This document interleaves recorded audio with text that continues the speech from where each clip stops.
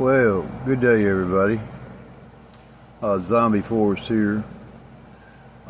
Just a technical video about a Ford in particular. The radiators on those the 4.6s from way back, man, from like back in the 90s, and the 5.4 later, and then the 32 valve later, they all experience the same thing. You go by the salvage yards and you'll see not the junk yards for the cars, but the salvage yard where they buy scrap metal, and you'll see stacks of them plastic side tank radiators. The reason is the radiator is not worth the cost that it takes to take it apart, clean out the cooling cores on it, and put the side tanks back on. Plus, it's pressed aluminum. You have to understand that. So it's crimped, so it can't be taken apart to be flushed out or cleaned.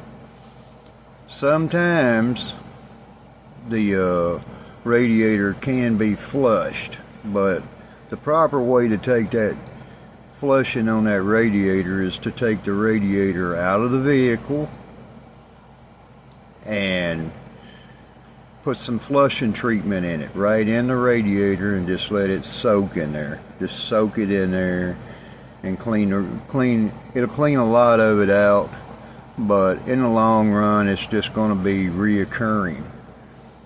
The reason that the cars experience overheating issues is because of that specific reason. Whenever a Ford, in my book, whenever a Ford has a rough idle, you know, when the engine fan is on, when it has a rough idle, when the engine fan is running, that means that the idle air up switch thermostat sensor says to idle the engine up, because the radiator's got a warm temperature in it.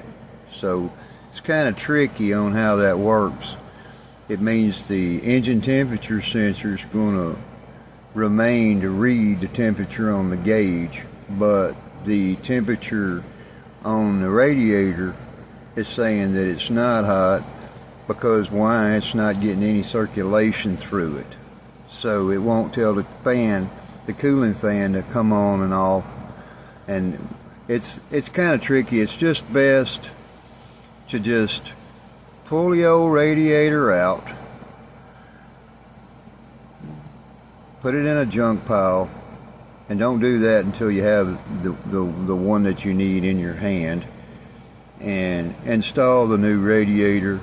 And then in the 5.4s and the 4.6 series engines there, it's always best to run a 165 or a 160 degree thermostat, and that's because of the cooling problems that they had with the radiators.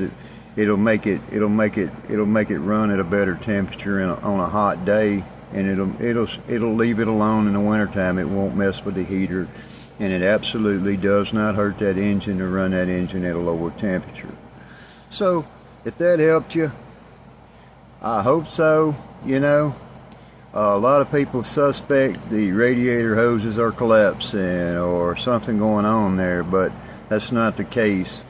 The radiator actually just gets clogged up, and you can't take it apart and have it clean like the old days. You know, the radiators were made out of copper with brass tanks on them, and you take them apart and you rot them out, and you solder them back together. But these new plastic side tank radiators, aluminum, you know, throw it in a junk pile, put a new one in there, and you'll solve that little issue. It won't have any, the radiator being stopped up and the overheating problem, it won't cause any oil to be in the oil. You won't have any of that going on. It's just a radiator. And Zombie Force out.